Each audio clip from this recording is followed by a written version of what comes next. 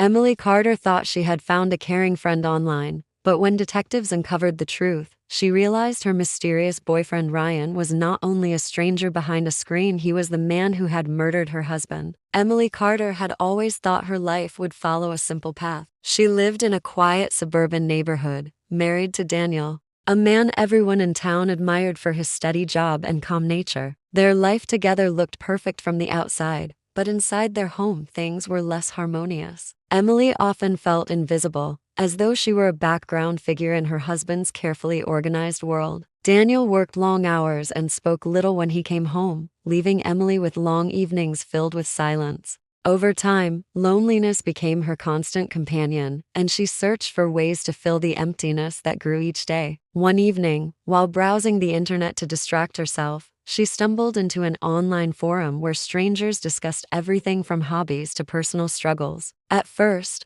Emily was hesitant, unsure about sharing anything personal. But the anonymity made it easier. It was there that she first encountered someone who went by the name Ryan. His words stood out in the endless stream of comments, warm, thoughtful, and unusually attentive. He seemed to notice her posts more than anyone else, often responding with empathy that felt rare. For the first time in months, Emily felt seen. What started as casual replies soon turned into longer exchanges. Ryan wanted to know about her day, her thoughts, even her worries. He never rushed the conversations, and his patience drew her closer. Late into the night, when Daniel was asleep or away, Emily found herself typing messages to Ryan, confiding in him things she had never said aloud. She told him about the small frustrations in her marriage, the quiet ache of feeling forgotten, and the longing to be understood. Ryan responded in a way that made her believe he truly cared. He called her strong, resilient, and deserving of happiness, words that were like water to someone who had been parched for so long. Days turned into weeks, and Emily realized she was thinking about Ryan more than anyone else in her life. He became a secret she held close, something she never spoke about to friends or family. She told herself it was harmless, that she only wanted someone to talk to. But deep down, she knew it was more. The connection had begun to fill a void she thought would never be filled. Without noticing, Emily's late-night conversations shifted from being a comfort to being a necessity. Ryan wasn't just a stranger behind a screen anymore, he was becoming the center of her emotional world, a presence she eagerly awaited each day. The calm routine of Emily's life was shattered one stormy night when tragedy struck in the most unexpected way. Daniel, who had always seemed so stable and untouchable in his routines, was found dead inside their home. The scene was chaotic. The front door forced open as if someone had broken in. Neighbors later recalled hearing nothing unusual, no screams or alarms, only the quiet of a rainy night. Police described it as a likely home invasion,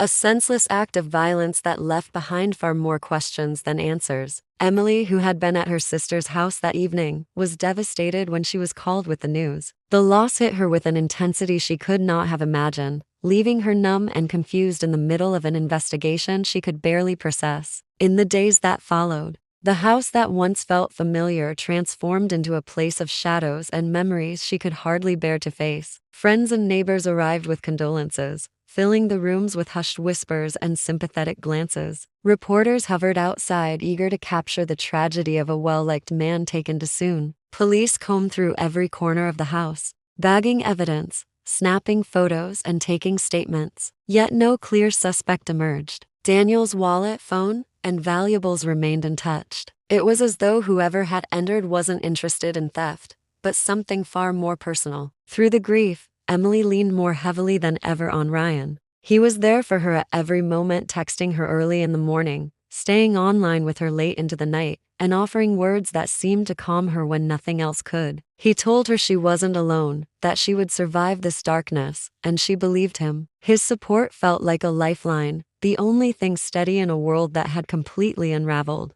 But beneath the comfort, an odd detail lingered in the back of Emily's mind. Ryan seemed almost present, too prepared for every wave of sorrow she experienced. Sometimes he spoke about grief as though he had already predicted her emotions before she even felt them. She dismissed these thoughts, convincing herself that she was simply imagining things in her fragile state. What mattered most, she thought, was that he was there when she needed him. And in those painful weeks, his presence became as vital to her as the air she breathed. Weeks turned into months, and while the investigation into Daniel's death dragged on with no arrests, Emily began to notice things she couldn't explain. Detectives occasionally visited her to ask follow-up questions, their notebooks filled with observations that seemed to point towards something hidden beneath the surface. They asked about Daniel's habits, his routines, and whether he had any enemies. Emily always gave the same answer: Daniel was respected, private, and cautious. She couldn't imagine who would want to harm him. Yet the detectives' questions left her unsettled,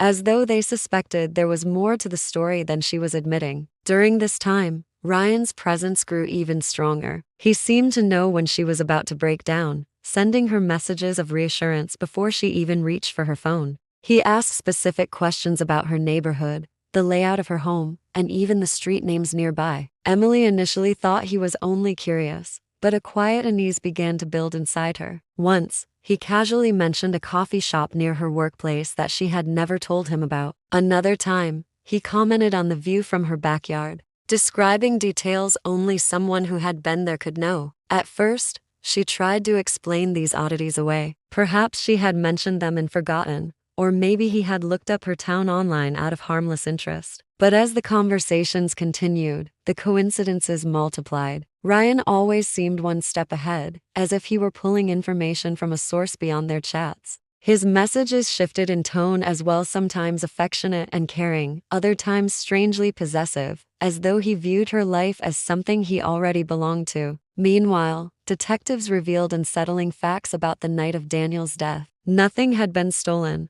and the intruder seemed to know exactly where to go inside the house. There were no signs of hesitation, no wasted movements. It was the work of someone familiar with the setting. Emily listened quietly as they explained these findings, but her mind drifted toward Ryan. She didn't say his name, yet the thought was beginning to root itself in the corners of her mind. Could the man who had been her constant source of comfort know more than he was admitting? She tried to shake the suspicion, clinging to the belief that she was only imagining patterns where none existed. Still, a seed of doubt had been planted, and it was beginning to grow. One evening, when Emily returned from a short visit with a friend, she found an email waiting in her inbox from an address she didn't recognize. The subject line was blank, and the body of the message contained only a single attachment. At first, she hesitated to open it, thinking it could be spam or some cruel prank, but something about it drew her in. With trembling hands, she clicked the file, and within seconds, a video began to play. What she saw froze her in place. The grainy footage came from a gas station security camera dated the same night Daniel had been killed. A man was filling his car with gas, his face partially hidden under a hood, but the image was clear enough for Emily to recognize details that made her heart race. The car was the same color and model Ryan had once bragged about owning. The man's build, his posture, even the way he moved, it was all disturbingly familiar. She replayed the footage again and again, hoping her eyes were tricking her, but each time, the realization grew heavier. Ryan, the man who had been comforting her through her grief, was the same person captured near her home the night Daniel died. The messages he had sent, the way he seemed to know intimate details about her life, all of it suddenly made sense in the most horrifying way. He hadn't just been a supportive stranger, he had been there, in her town, lurking closer than she ever imagined. Emily's chest tightened as she thought back to their conversations. The casual way he had referenced the view from her backyard, his knowledge of her neighborhood, his almost prophetic timing whenever she was upset. It all came together like pieces of a puzzle she wished she had never started. Fear swept over her, as she realized she had been building a relationship with the very man who had destroyed her life. For hours, she sat alone in the dark, the glow of the computer screen the only light in the room. She wanted to confront him, to demand answers, but another voice in her mind warned her of the danger. If he had planned Daniel's murder with such precision, what would he do if he discovered she knew the truth? The attachment had not only revealed a secret but also trapped her in a terrifying reality. She was entangled with a killer who believed he had successfully fooled her. Emily knew she could not carry the secret alone. Every instinct told her that keeping quiet would only put her in greater danger. The following morning, with her hands shaking, she walked into the local police station and handed over the anonymous email and its haunting footage. Detectives who had been struggling for months to find leads now had a vital clue. They assured her that she had done the right thing, but the reassurance did little to quiet the dread curling in her stomach. For days afterward, Emily lived in constant fear, checking her windows, jumping at the sound of footsteps, and dreading every new message from Ryan. She replied carefully, pretending nothing had changed, terrified that even the slightest hint of suspicion might alert him. Meanwhile, investigators worked quickly. They traced the car in the footage and linked it to a man with a long history of drifting between towns under different names. His real identity was not Ryan at all, but a man named Mark Dalton, who had prior arrests for stalking and assault. He had reinvented himself online, using stolen photos to build trust with women, carefully targeting those who appeared vulnerable. When detectives pieced together his movements, they found a chilling pattern. Mark had been in Emily's area weeks before the murder, watching her, learning her routines, and planning every step. The arrest came quietly but decisively.